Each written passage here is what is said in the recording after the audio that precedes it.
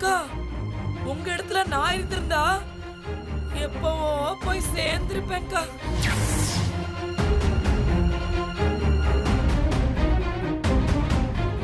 இத்தனை அவமானத்தையும் தாங்கிட்டு வாழ்ற தெம்பெல்லாம் எனக்கு கிடையாதுக்கா.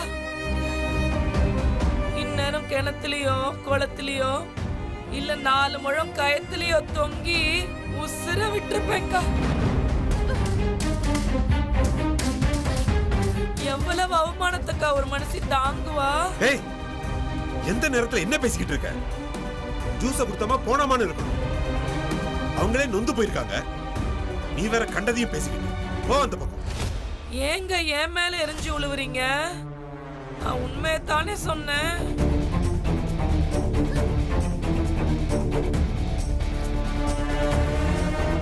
பெத்த புள்ளைக்கு கல்யாணம் பண்ணி வைக்க முடியாத கொடுமை எல்லாம் எந்த தாய்க்கும் வரக்கூடாதுங்க. ஆறுமுகம் கல்யாணத்தை நடத்த விடாம கடவுள் தட்டி தட்டி விடுறாருன்னா என்ன காரணமா இருக்க முடியும்?